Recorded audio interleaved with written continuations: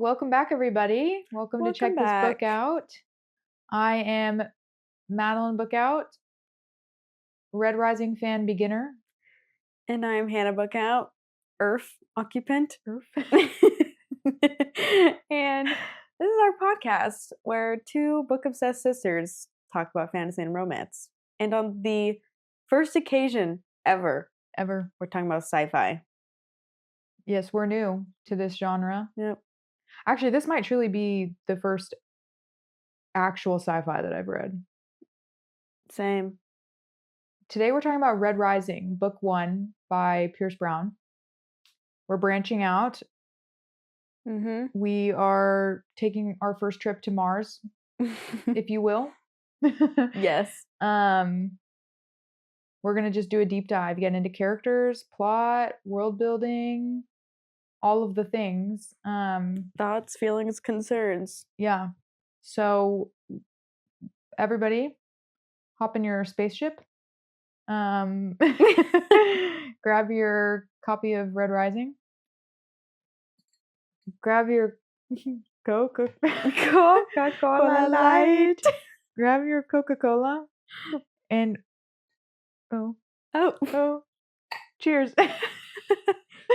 And let's check this book out. Mm-hmm.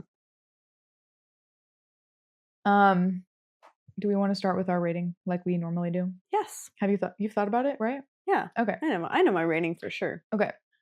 3, 2, 1, 3.5. Okay. I've given every book a 4 4 this year. It's a pattern. But it's true. Like I haven't read a bad book yet. I will say originally and in my Goodreads rating, I do have it as a 4. Yeah, you rounded up. I rounded up, but I didn't say that I put it as a 3.5. I think just upon a little bit more reflection over the past week or so, I realized it's more of a 3.5 for me. Okay. That is fine. This was like a genuine 4 for me. Okay. Yeah, this was a solid 4. Like I didn't have to be like, debating about it. I felt like your reactions that I got while you were in the middle of reading it, I would not have been able to tell that. Well, I'll get into why. Okay. So I guess we should probably go a little bit what the book is actually about first. This is a sci-fi fantasy set in Mars. I'm not gonna lie, I can't really tell like what the year is. It's just so far in the future. Okay. Yes, very far in the future. I've heard it described as Hunger Games' older brother. What came out first, Hunger Games or this? This came out in 2014, so definitely Hunger Games. It follows the main character, Darrow, who Doll. I was listening to the audiobook for this. Again, Malin and I did no book blurb, no synopsis, head first diving into it. I deadass thought his name was Darrow. Because the voice narrator has like an Irish accent. He's like, Darrow. And I thought it was Daryl. It does sound like Daryl. I didn't learn it wasn't Daryl until like 20+% into the book. We're going to pause right here. Hannah's going to insert audio snippet if you can. Do you think you can? I could just play it right now. Okay, let's play it right now. I mean, we could talk about this very briefly. The audiobook. You didn't like it. Neither did Colby, your dad. Colby's our older brother. Who read it with us. Who read this book with us. We were kind of doing a little family book club, if you will. Yeah. Yeah, so it's an Irish narrator, and he wasn't awful, but my main complaints are, 1, it was hard to understand him. Yeah. Like, for example, Hannah thought his name was Daryl for what, like 50% of the book? For a long time. Colby and I were having like a discussion after he and I both, he was still in the middle of reading it. I had finished it. We thought that they were saying Iron Blade, IRON. Mm-hmm. They're saying Ion. Yeah. ION. And it took me until literally I was done reading the book and I went back and like looked up some things in the ebook to see if I was out of my mind. I was. But he's a little hard to understand because of the accent, and also I just think that his like variety of voices was not there. Yeah, he didn't have a whole lot of He inflections. didn't have a range. And side note, real quick, one thing that our family discussed was that this was a book that was in first person, which I haven't read And in present tense. in present tense. Don't even get me started. Hold on. Well, let me play this for the Okay. crowd here. Let me play. Chapter 2. The Township. My suit can't handle the heat down here. The outer layer is nearly melted through. Soon the second layer will go. Then the scanner blinks silver, and I've got what I came for. So y'all can see, he kind of has like an Irish accent. Yeah. I was talking to Nolan. What I came for. I was talking to Nolan about the narrator, and he was like, I didn't realize that they were Irish. And I was like, well, his name is Darrow. One of his brothers or somebody's name is Kieran. Like, they're all very Irish names. I don't know if that makes them Irish, but they're of some like Irish descent, I think. I did think about that. I'm like, okay, why did the Irish get to go to Mars? Yeah. Why were the Irish enslaved? Yeah. Thoughts? What's up with that? Yeah, I mean, so from a first impression standpoint, it was hard to listen to that narrator. I eventually got over it. The only reason why I read the ebook for the last like 15-20% is because I read faster than I listen, and I was so deep in it. I was like, okay, I just need to read it and get through it. Yeah. I did not mind the audiobook at all, actually, except for the fact that I didn't know his actual name. I thought the voice actor was fine. I actually never really noticed that it was like first person until Colby mentioned it, and I'm like, oh wait, yeah, that does make this an interesting. I mean, everyone knows like when you have a full POV, like a full third person or dual POV situation, like you get to see a lot more sides of the story. It wasn't, I don't think that the first person, that doesn't normally bother me. Like, I read first person all the time. It was the present tense that got to me, because when you're listening to the audiobook and it's first person present tense, I couldn't determine what was internal monologue and what he was actually saying out loud. That's a really good point. That was really difficult. Yeah. And by the end of the book, I still didn't figure it out. Like, it was just very hard to tell.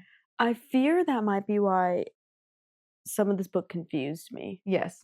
Yeah. Yeah. Hannah said before we started, she was like, I'm confused. I'm a little nervous to talk about this book because it is so complex and intricate. And again, the audiobook did kind of make it confusing. Yeah. It was a book where maybe I should have actually read it rather than listen to the audiobook. Oh, same, 100%. I think that reading the second book, Golden Sun, I think I will actually read it. Same.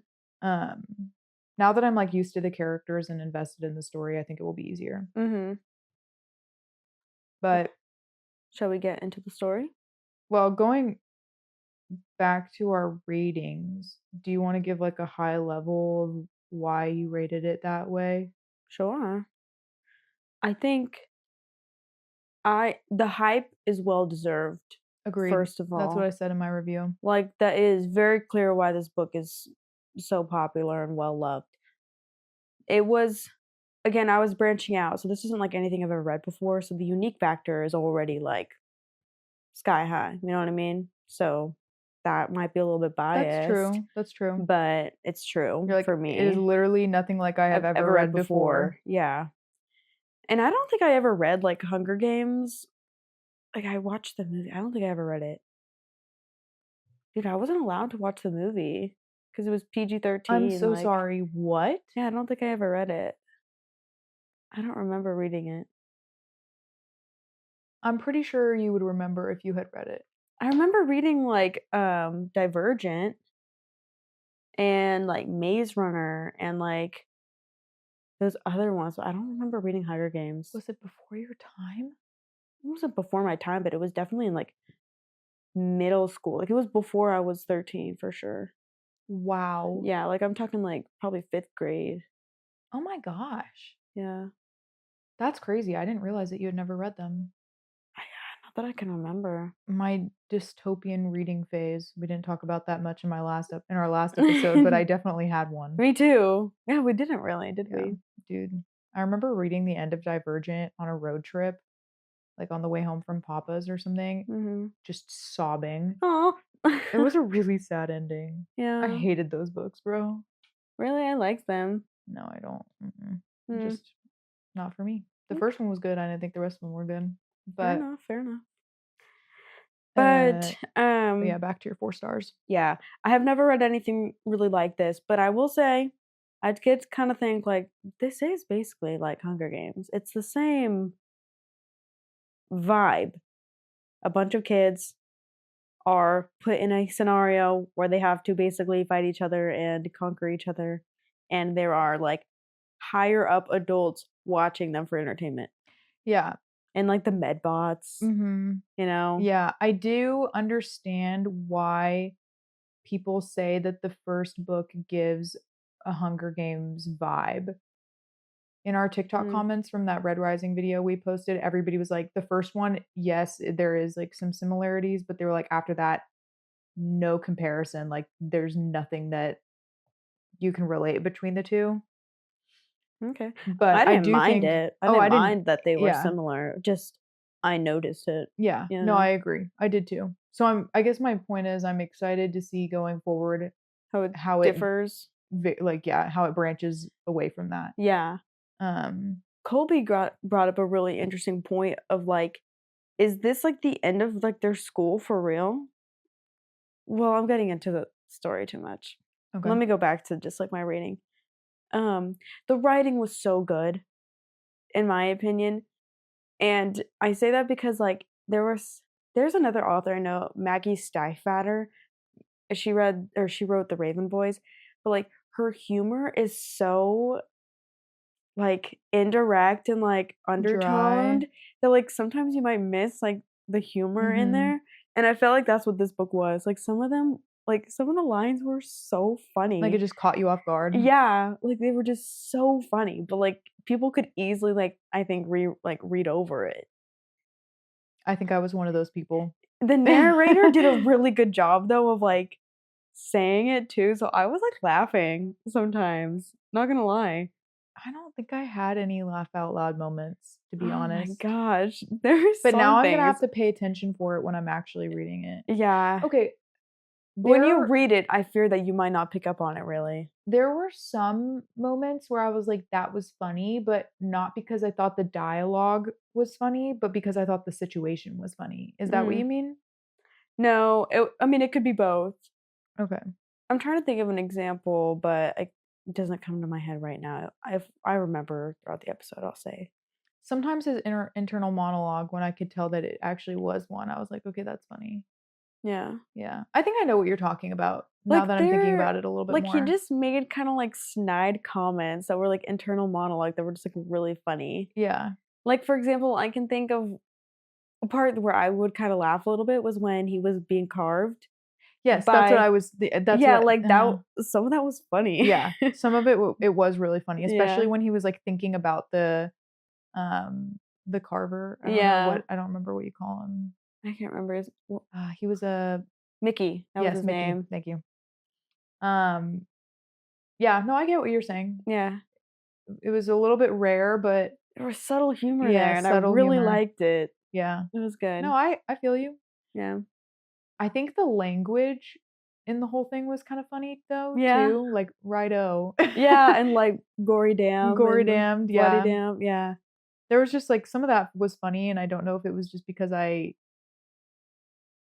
it's not like something I've read before, or if it was because it was actually funny. Yeah. Okay, I'm gonna say it. Loki, I liked the narrator because he made it funny. He he did do inflections right for some of it. Like I can imagine him saying "righto." Like I like the way he says Reaper. yeah. I like that a lot. Yeah. After I finished the book, I walked around for like literally a day and just said Reaper. I loved the nicknames too. Yeah. I love like the nickname. Mm-hmm. That's not a trope. What is that? What do you call that? I don't know. I don't know. Friends? No, just like when like they're like nicknames. Like Six of Crows, for example, has nicknames. Like they all have nicknames. Oh, I thought those were their real names. They do have nicknames. No, they have real names, but they also have Oh, nicknames. like the Wraith. Yeah. Oh, yeah. Like I love when they have a little Like Orb Weaver. From yes. Butcher Blackbird. Yeah. Okay, yeah. When they have nicknames like for each other. Reaper, Jackal. Reaper. Reaper. I was annoying the hell out of Nolan. He was like, please shut up. Anyway. Yeah. I've said my piece. Now you can. I guess this is probably kind of getting into, and I think that's our first topic. Let me double check though.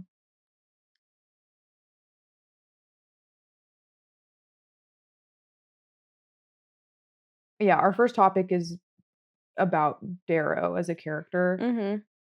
So the whole reason why I gave this like -1 star is because I didn't really connect with the main character at all. Oh yeah. There are some books or some authors that I think do a really good job of making you emotionally attached and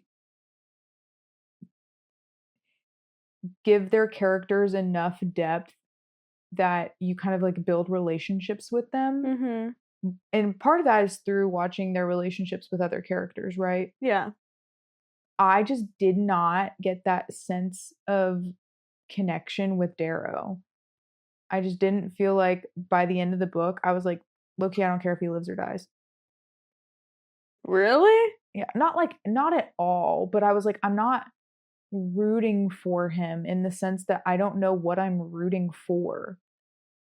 I didn't feel like I knew him well enough by the end to be like, his mission is my mission. You know what I mean? Yeah, I get that. I think part of why that may have been difficult is when he was a boy. When was the last time we read a book with a boy main character? Percy Jackson. Yeah, literally. And 2, he was 16. He was really egotistical for a 16-year-old. Yeah. And 3, he was exactly egotistical, and honestly, he kind of his inner monologue was more mature than a 16-year-old would be. Like he was an adult in a 16-year-old body. I have a comment about that. I think that he sounded like an adult, but I think he truly was just flying by the seat of his pants. Well, yeah. I think he had no idea. He was just pretending to know what he was doing the whole entire time. And in the end, he had like actually no clue what he was doing. Yeah. I enjoyed Darrow as a character. I did get frustrated with him a lot, but for example, like him being like very, egotistical. But I loved that Pierce Brown wasn't afraid to like make him like fuck up a lot. Oh no, that's one thing I really liked about him. Yeah, like he constantly was doing the wrong thing, and like he was mature enough to realize it and try to like correct his mistakes. Yes, yeah. And like he's like, I'm a shitty leader, like I need to redo what I'm doing. But he was very smart. Yes, I loved how smart he was. I think one thing that I liked about the way his character was written was that he had this massive ego and like confidence outwardly and internally. You could tell that he had kind of had an ego problem, but he fucked up a lot. And he was like constantly learning from his mistakes. Yes. Like I think that was a common thing, was that he would typically not make the same mistake twice. So I do think there was a good amount of growth there. But I just didn't ever feel the emotional connection. That's fair. Maybe you'll kind of gain that throughout the series, you know what I mean? Yeah. Like we're only in book 1 and no, I mean I definitely will. I just think at the current moment, 1 book in, yeah. I'm excited to see what he does next. But I'm not like if something really bad happened to him, I would be like, okay, and what next? You know what I mean? Mm-hmm. I don't know if I'm describing it very No, well. you are. That's a Okay. bummer. Like, clearly, Pierce Brown failed in that regard to hook you. Yeah. Like, I get think you I'll get invested. there. Yeah, you might get there. Yeah. But I'm sure the intention was to have that happen already. Yeah. But that's fine. It's not every author's like strong suit. Yeah, for sure. That's so Um, true. But do you have any other comments on Darrow? On Darryl? Darrow. I ended the book enjoying his character and excited to see where it goes, but his ego and confidence does make me a little bit turned off from him. Yeah. Like, I want to kind of like talk about the end, about like how where it ended to. Can I? Yeah. Okay, just like his attitude at the very end of the book, like being chosen by the arch governor, like he's so confident, like no fear really. And there were moments throughout the book where he was like, I am afraid, like I'm scared, like I don't know what I'm doing. And I was like, oh my gosh, like yeah, like there was kind of like that human side to him. But there are other times where he's so like inhuman. Yeah. And I'm like, scared of him. You are becoming the gold. Yeah, you are scary. Yeah, like you are. There were times the like sense you could of it, like entitlement. Yes. He seems like super entitled. Yeah. I don't know if part of a theme going onward in this book is going to be like I don't know the correct way to say this, but like he becomes what he hated. Like he now has the privileges of a gold and therefore he's going to get used to it. I think that was kind of hinted at the end of the first book. I think it also does happen throughout the book. Yeah. Like it's not drastic and it's not major, but I do think that it's happening. Yeah. Because there were times where I'm like, who are you? Like you're not acting the way you were in the first, 20 chapters. Yeah. Like there were times where I'm like, this is a character I'm recognizing. But then he would come back. Like he would mess up and realize he fucked up being a leader. And then I was like, okay, there's the Darrow that I recognized from before. So. Yeah. I think one of the reasons why I think I didn't connect with him so much is because, okay, I'll start here. I love it when an author can properly articulate characters and how they process trauma. And I think maybe what Pierce Brown was doing is that showing that Darrow was like in some ways neglecting processing his trauma. Like things just happened so fast in the beginning. Colby and I talked about this. Like the time between when he gets like buried alive and picked up by Ares and by the time that he ends up like in the institute, it was very fast. And I was like, he's like just totally ignoring the fact, not ignoring it, but he doesn't really mourn his family. Like he mourns EO. Like that's very present throughout the book. Like that's his point. Like that's his motivation throughout the book, right? And but I was like, dude, you literally just lost your entire life. And so easily, it's like you flipped a switch. Yeah. And I just couldn't relate to that very much. Like the lack of acknowledgement that he literally is like a different person, you know? Yeah, that's what I'm trying to get at too. Like there were times like he just wasn't acting like himself from before. Yeah. But at the same time, we don't really know who himself before. We don't know who he was that much before because the intro when they're in Lycos, is that what it was? Yeah. We're in the mines, like we don't really get that. We don't get to know him much down there. Yeah. Yeah. So one thing, sorry to go back to the narrator super randomly, but like when he was singing that song, yeah, I really couldn't handle that. Yeah, no, I skipped that. Could not handle that. Yeah. I thought it was really funny. Yeah. But another thing that I'm still kind of not necessarily processing, but that I am anticipating, in the next book is to kind of see how he balances the revenge versus revolution. Mm-hmm. It's definitely intertwined right now. Like there's the anger that they've been enslaved, but then there's also like the anger that he lost EO, and they're kind of enmeshed. But at the same time, sometimes I struggle with, is your motivation to get revenge, or is it to like, like be a revolutionary be a hero? revolutionary and free your people kind of. I will say one thing is, you do know that him being carved was like 7 months, right? Okay. It was just written fast. Is that what you mean? Okay.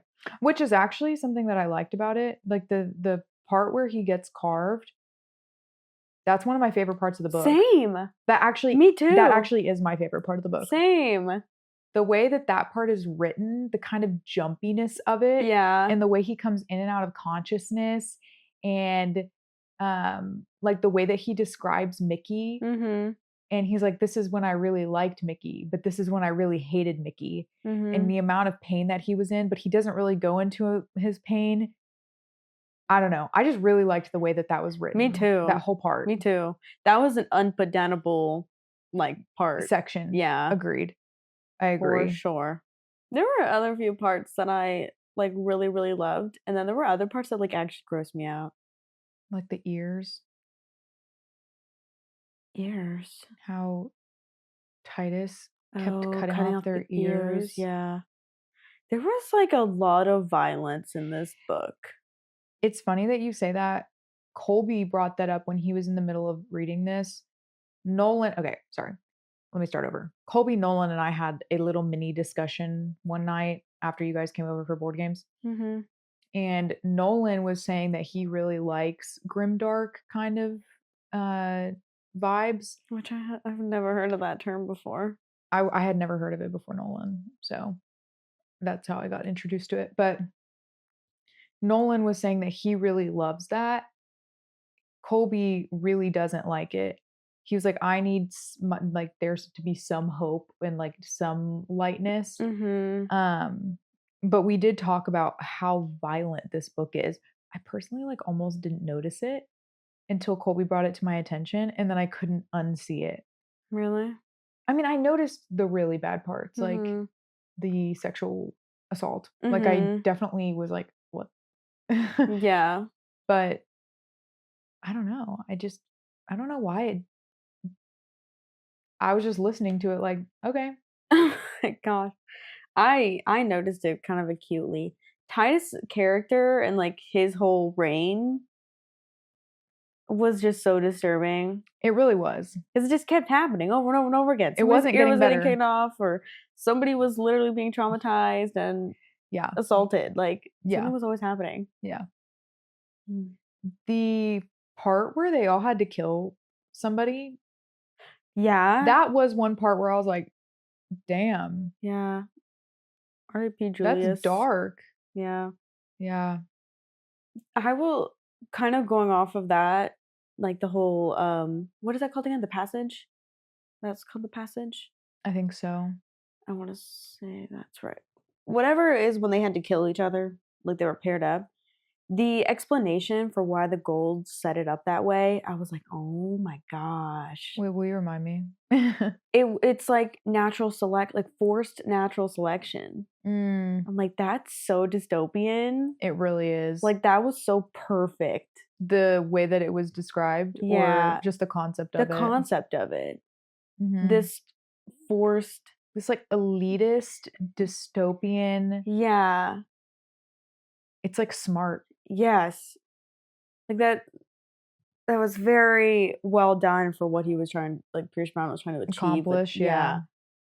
Just the gold weeding out themselves through this Yeah. gruesome forced murder. Mhm. Like, oh, jeez. Before we move on, because I feel like we're kind of getting into plot, Yeah. anything else to say about our main male character? I'll say one last thing is like I cannot believe that this book takes over like 2 years. Yeah. Like it really does, and I'm like, he does not feel like he's 18 at the end of this book. Yeah, and I'll tell you what, actually, I won't tell you what, Oh, because I did read, like, the very beginning of book 2 before we I've read decided like to do this. 5 pages of book 2. Oh, then you probably read it too. But I read, like, maybe the first chapter before we decided to do this as our episode, so yeah, I'm like, "Wow, how are you already 2 years older?" Yeah. You know? Mhm. And the fact that just while they're at the institute that it's a full year, you know, Yeah. felt like a long time. Mhm. Um,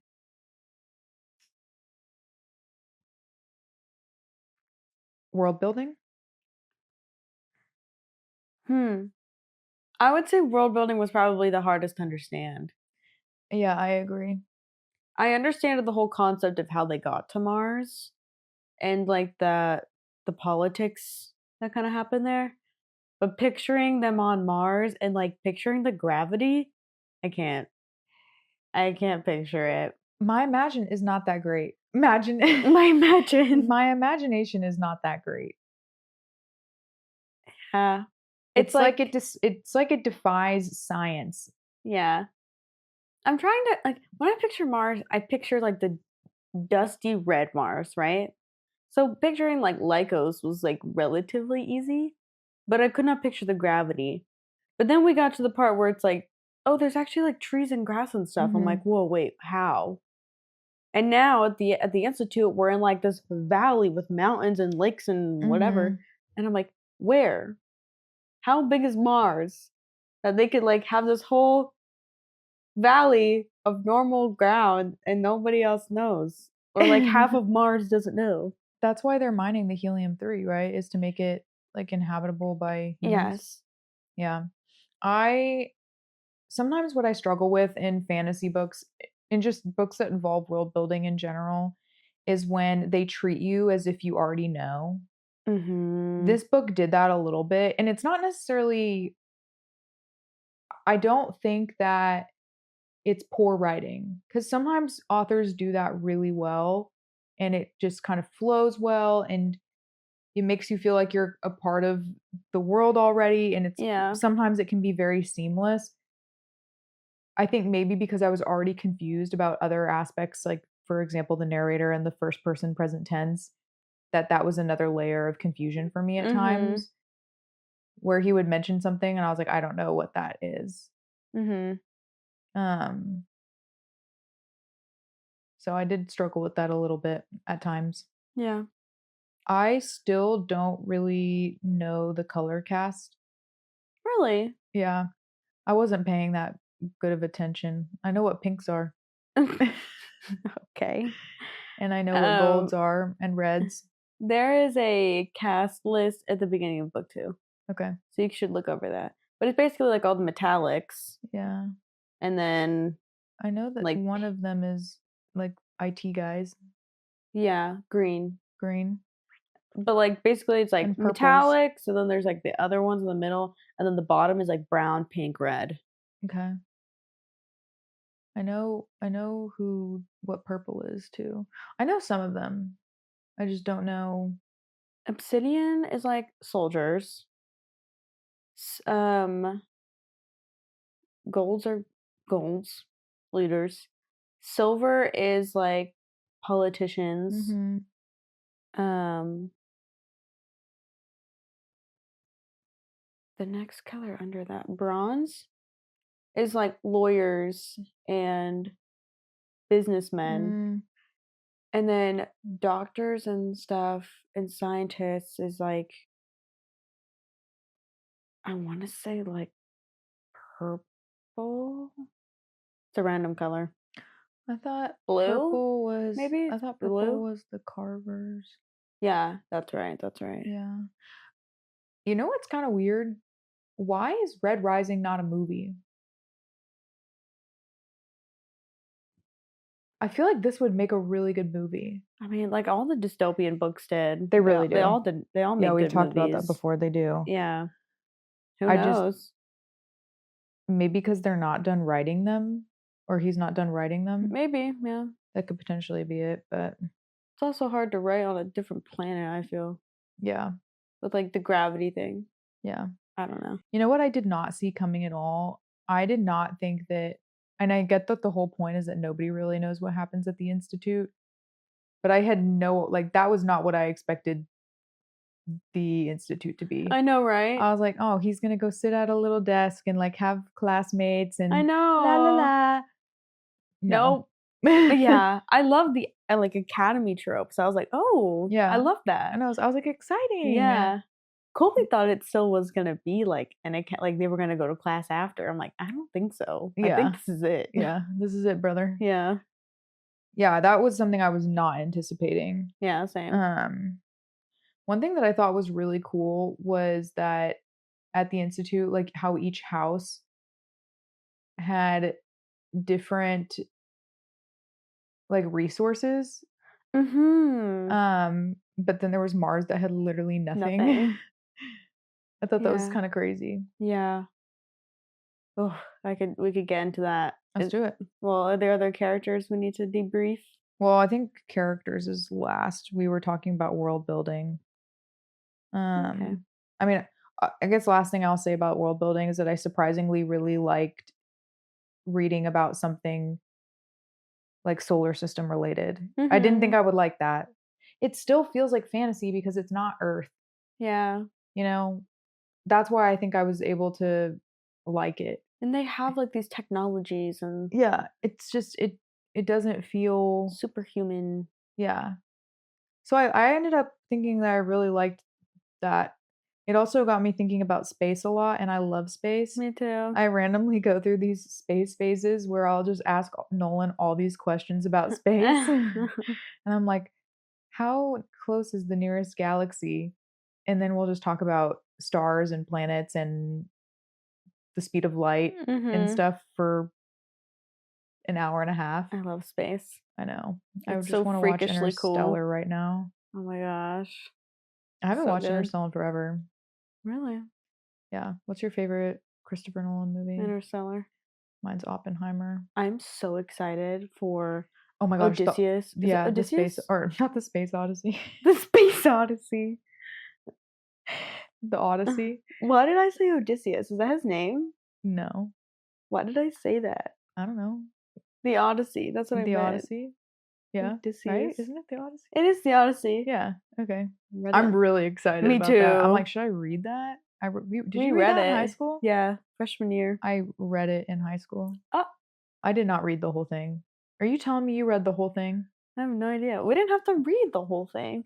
Yeah, you did. The whole big thick thing? Yeah. I don't remember that. It would have taken you like a whole semester, but we definitely had to read the whole thing. No. I didn't though. I don't know. It was too smart for me. I wasn't smart enough for it. Anyway. Yeah, anywho. I did. Well, can I say one thing real quick? Yes. Speaking of the Odyssey, the Greek and Roman influence. I was not anticipating that. Me neither. At all, but I kind of loved it. Me too. They were like Caesar and Pluto, the like these scientists from like way before us. Yeah. Like what? I guess that was one of the cool parts about it still being Earth, is that they did have these influences that we can relate to and have knowledge of. That was actually pretty helpful. It really was. Yeah. I agree. I think that was a good job, Pierce Brown. Like, that was executed well for your world building. I think. I think so too. That's all I have to say. Yeah. About the world building. Me too. Do we want to get into plot? Sure. So I think that We'll probably conversation about side characters will pop up throughout. be in the same, yeah. Yeah. Would you like to kick us off? We already talked about my favorite part, which was when he gets changed into a gold. Mm-hmm. It's very obvious to me that I am going to be a victim of this book.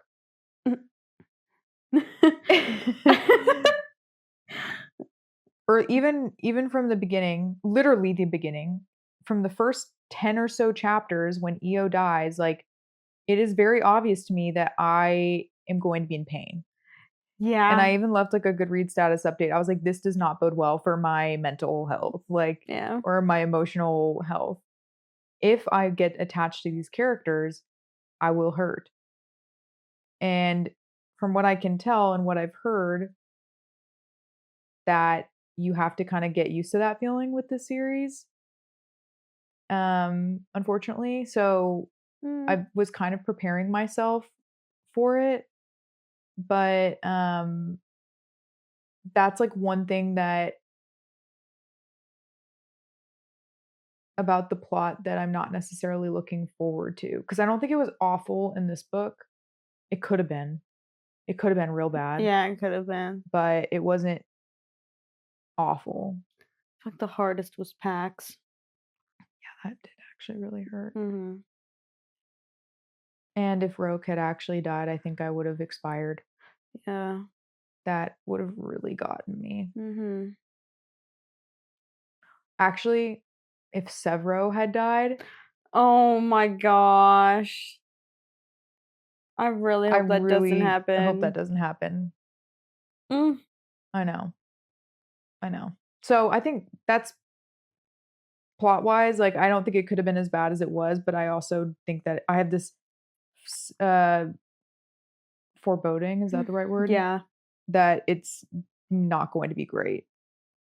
So. Yeah. I get what you mean. I feel you there. This is already a pretty violent book. Like, people are going to die. Yeah. It's like you shouldn't get attached. Yeah. I don't think it'll happen to Darrow, though. I predict, personally, that's how the third book is going to end, is he's going to die. Really? But maybe I'm just being a pessimist. I don't know. So far, he's been pretty untouchable. So far. Yeah. And his, like, he's ego. had a lot of close calls. Yeah. I think that was probably my second favorite part of the book, is when he was, like, recovering with Mustang. With Mustang in the cave or whatever. I would agree. Mm-hmm. There was kind of a point around right before that where I was maybe losing interest a little bit. Not losing interest, but like where I think it got a little boring. But then that happened. I was like, okay, we're back. Mm-hmm. And that's pretty much the point where I could not put it back down. Yeah. When he's like recovering in the cave.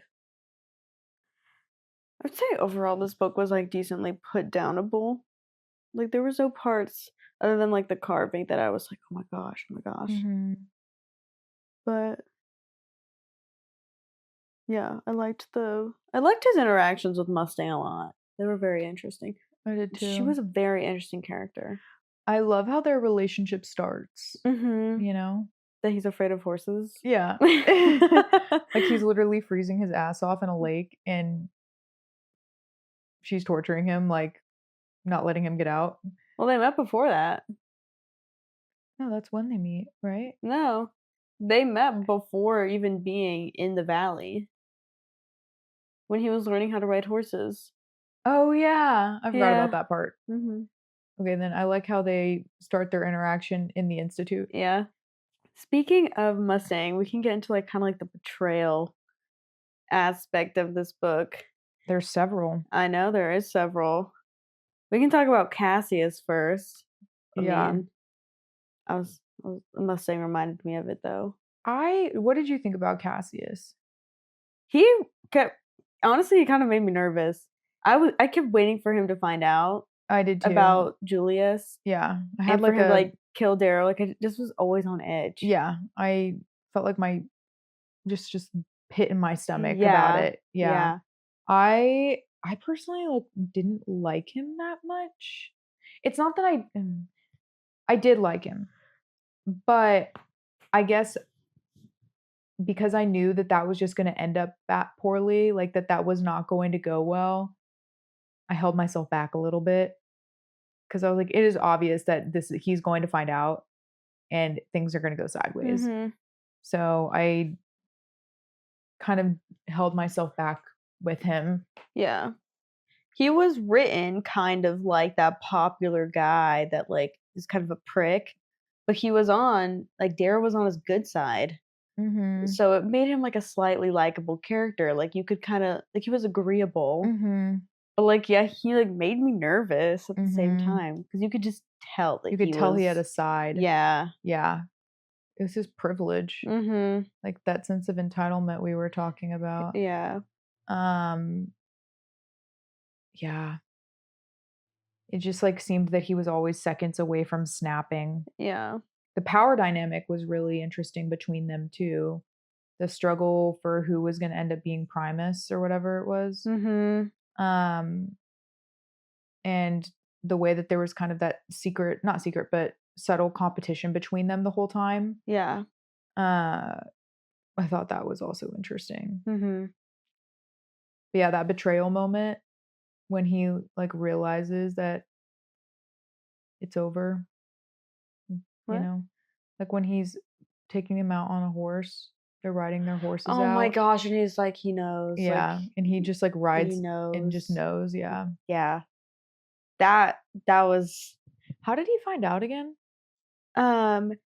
the Olympus gave the jackal a hollow that Yes. showed And then yes, Darrow killing him. yeah, and that was what was in the boot. Yeah. Mhm. Yeah.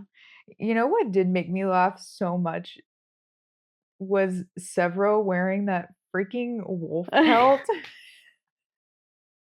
I saw some fan art of it and I'm like, "Oh, that's what he looks like?" Does he look weird?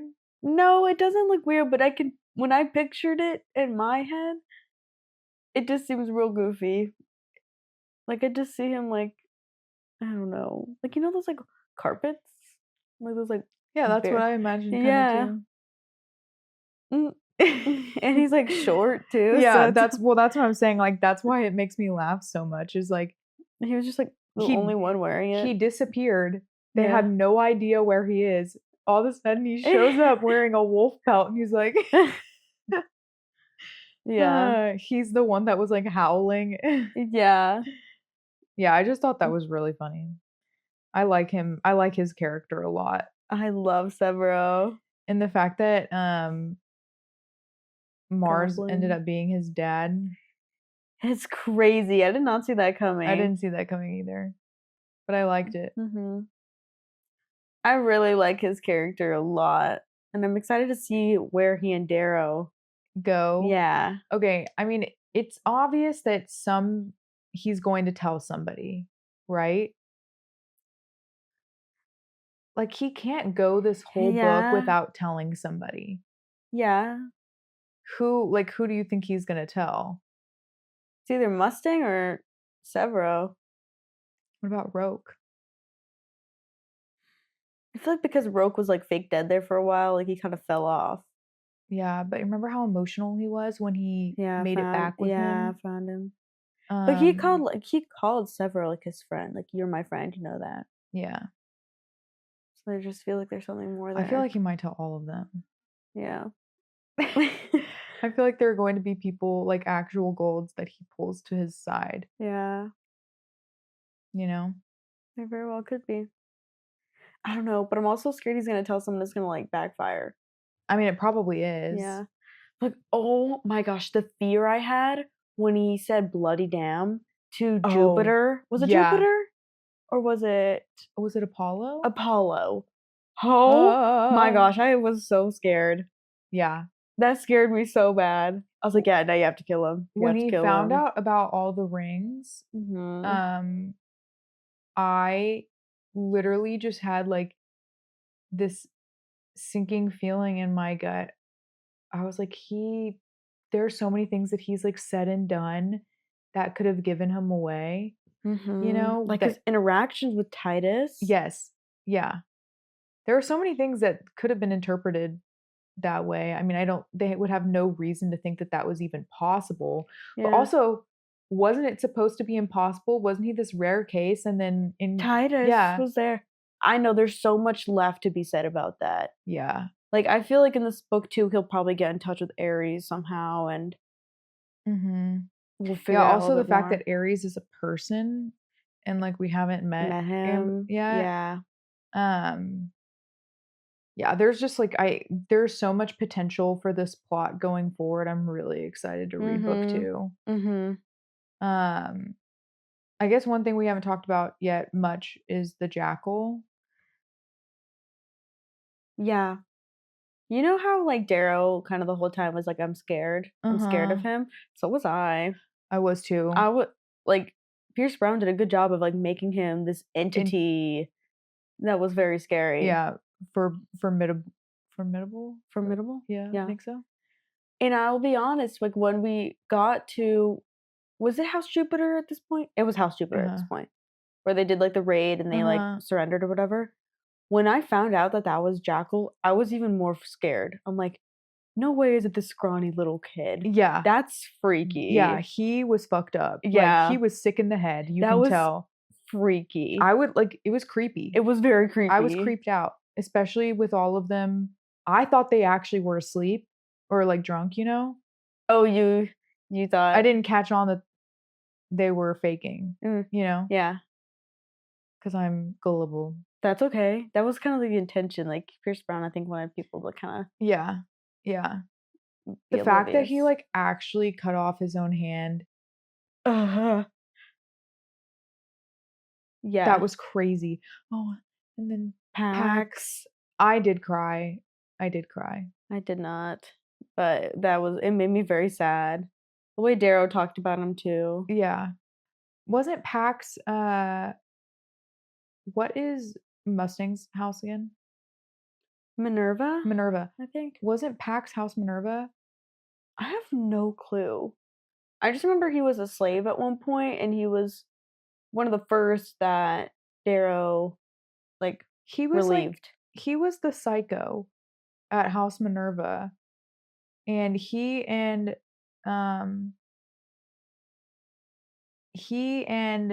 Darrow like got in a fight, and Darrow played dirty and kneed him in the balls. Oh, you don't remember that? I thought that was Pollux. No, because Pollux was House Mars. Was House Mars, and after Titus dies, Pollux and Darrow like are okay. They're not great, but they're okay. Yeah. But Pax is the one where I was like, that is the friendship I did not see coming. Yeah. I was like, how did you get over that? Well, same with Tactus. The way that like he literally whipped him, and then he was like, all right, now I'm your friend. Like, that was weird. The way that he let himself get whipped too.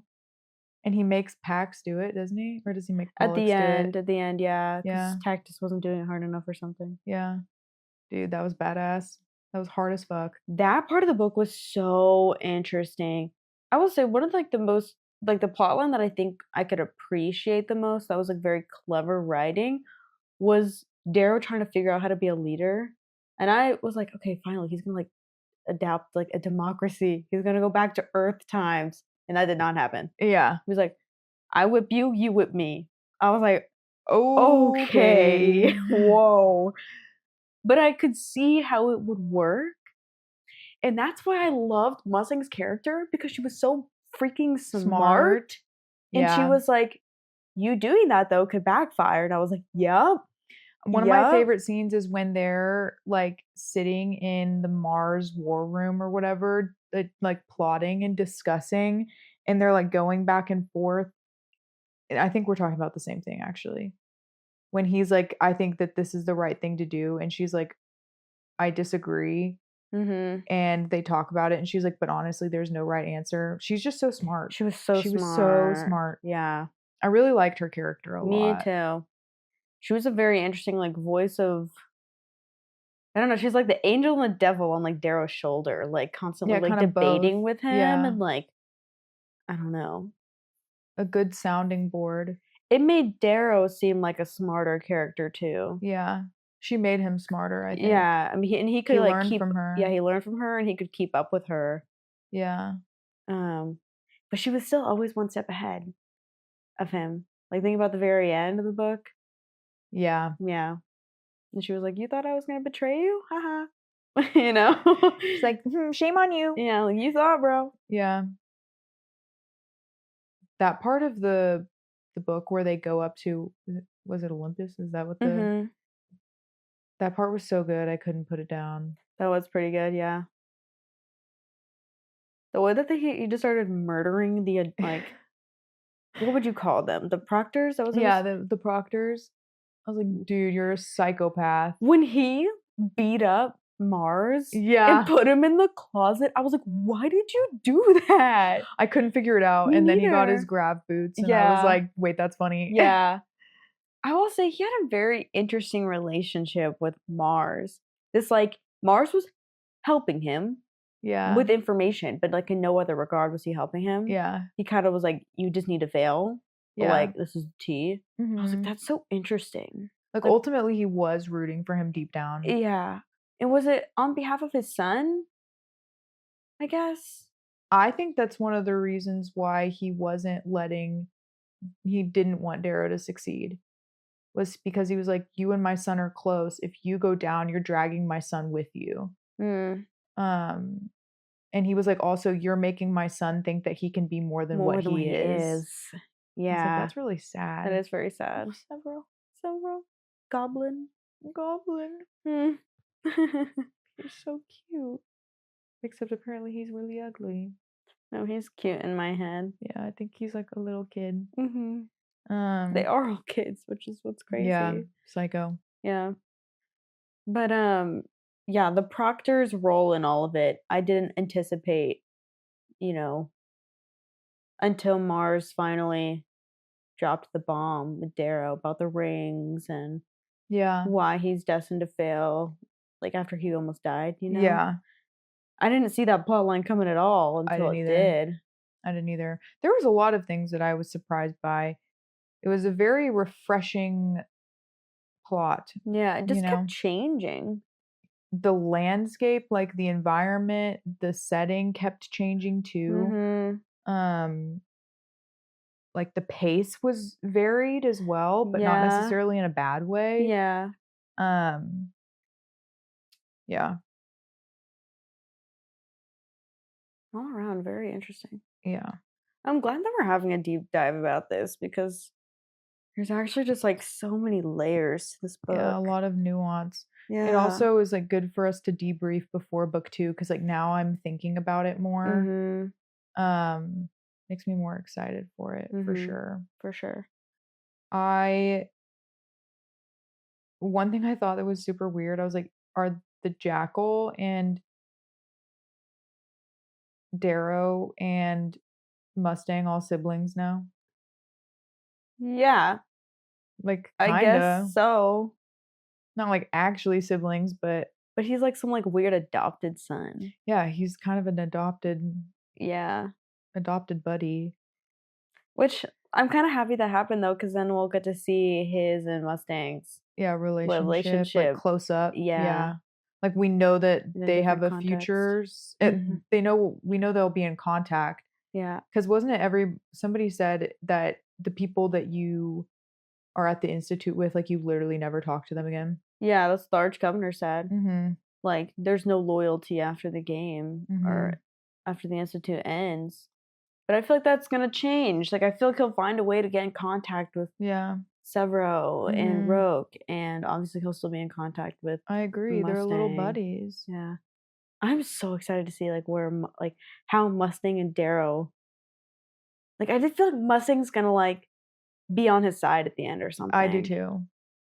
But then again, she also kind of scared me because it did seem like she could betray him in the institute. Like I kind of thought she was gonna betray him until she didn't, and I'm like, okay, she's still good, she's still safe. Which I was like, okay, that was a 50-50 for me. I was like, why didn't you just tell him that the jackal was your brother? Because she's just like, I don't know. It made sense to me that she didn't. Like, she's just like that kind of character. I mean, it She made doesn't like handing sense to things to me. him. It made sense to me, but at the same time, like, it didn't. She could have helped him, like, prepare so much more. Yeah. Instead, he was just terrified of this person and thing that he knew nothing about. Yeah. I think it was kind of like she was kind of helping him, but she was like making sure like he was doing the work and like he was proving himself. Mm-hmm. So I feel like that's why she didn't tell him. I don't know. I feel like she's just always one step ahead. Like she knew that telling him. I don't know how to describe it, but I liked clever. that I did like that she didn't. Yeah. And I don't blame her for not. Yeah. I'm just wondering what her motivation was, you know? Yeah, I have no idea. I don't know what a lot of her motivation is. One thing that I wonder is, will the jackal continue to be a villain? There's no way he doesn't. He literally stabbed Pax to death. He's like freaking psycho. Yeah, he is a psycho. I don't know how, if he's like gonna be around wherever Darrow is or whatever, but you know what I just thought about? I kind of hope people are laughing at us. they're like, they have read the series already. I hope that the people who have read Rising are laughing at us right now in the theories that we're coming up with. Like, I think that's fun when you get to be like, oh, you have no idea what's coming, you know? Yeah. I hope you guys are having fun. Yeah. I hope you're laughing at us. Yeah. I hope you're getting a kick out of it and enjoying the fact that we have no idea what the fuck is going on. Mm-hmm. Yeah. Because I am excited to be hopefully proved wrong about some of these things, especially about people dying. I would love to be wrong about that. I'll be honest, I have no idea where the fuck we're going. I have no idea what book 2 is going to be about at all. Yeah. Well, other than the core of the revolution. Yeah. Well, that's what I was saying earlier with Darrow's character. Like, I don't know what I'm rooting for because, like, I don't know where he's going next. Mm-hmm. Yep. How are we going to get from point A to point B? I have no idea. Or more like point A to point Y. Like, yeah. You know? It's very true. I'm excited though. Like because the hype of this book was so high, I knew that it was going to be good. Mm-hmm. But I didn't know if it was going to be good for me. Yeah. I didn't know if I was going to end up being the kind of person who would enjoy it. Mm-hmm. But so far, so good, people. Yeah. I really like it so far. Oh, God. Oh, princess. Oh, princess. But yeah, I'm so far I'm actually just I'm excited to start book 2. Me too. I think that again, we have a kind of a group chat with our older brother and our dad about it, and I felt like they were I kind of felt like all of you guys were kind of nitpicking it a little bit. Colby obviously I feel like has the most acquired taste. So like him being nitpicky, it didn't surprise me. But I was like, I've never read anything like this.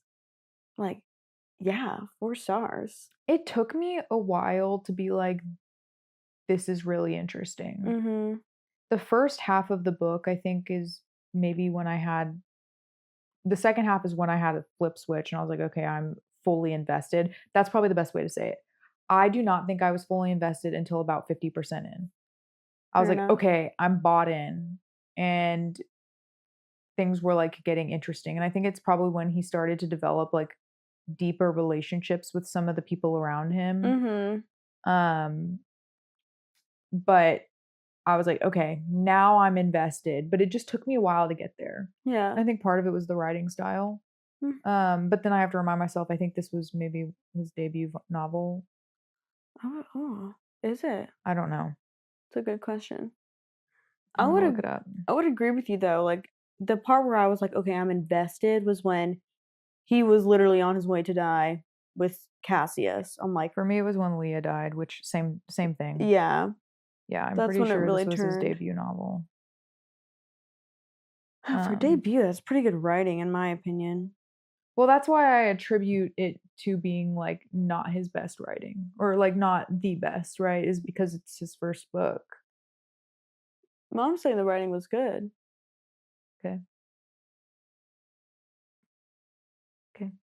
I don't know. Doing an audiobook versus reading, I've realized actually really alters your experience. Mm-hmm. So who knows? Yeah. I This would is the like to book read book 2 to see if I feel differently. to like actually read the ebook or the physical copy. Yeah. Yeah. Yeah. I don't know. I say that I'm gonna read it, but then I could also crochet if I listen to the audiobook. So Can do both. yeah. I've done both. Any other thoughts or comments? I have one last comment. I don't know why, wishful thinking, I guess, but I kind of thought Cassius and him were going to make up at the end. I kind of did too. So when Cassius was like, next time I see you, it's On on site? site. Yeah, I was like, no. I know.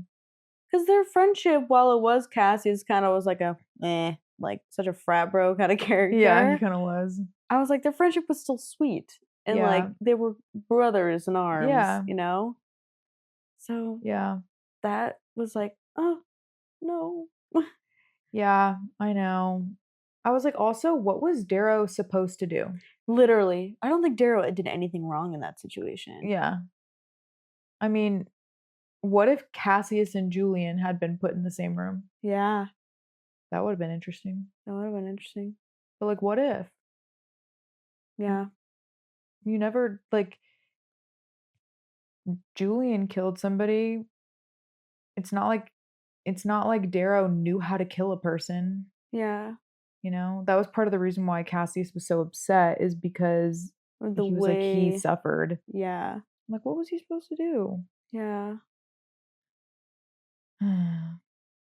Well, that's all I got.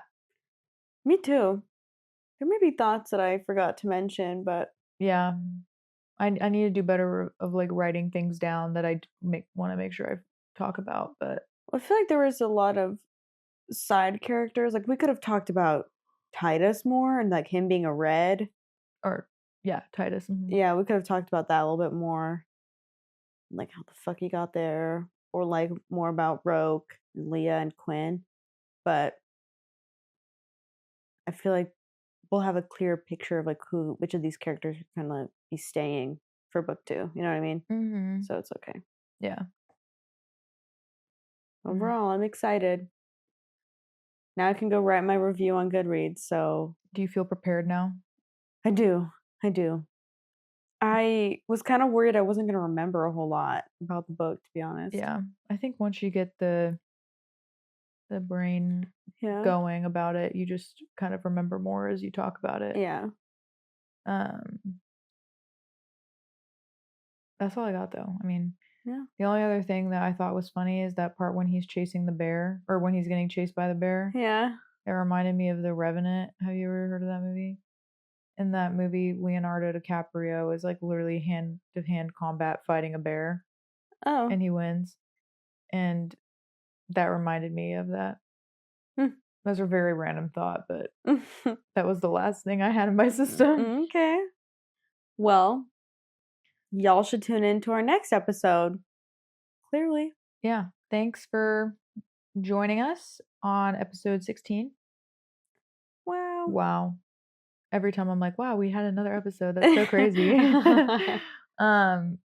We next week are doing a kind of book recommendation focused episode for people who are wanting to get into romantasy. So this is like a romantasy for beginners guide. Yep.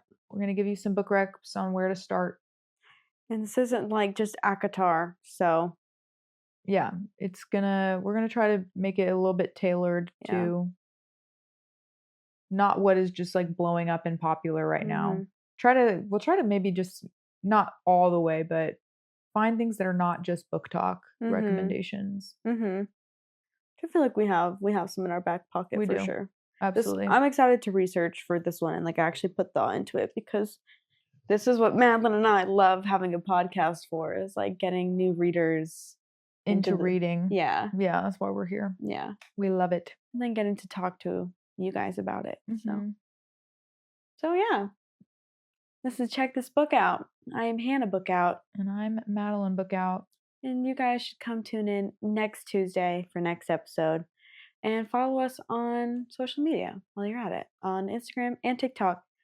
And Apple Podcasts, Spotify, and YouTube. And everywhere in between. And Goodreads.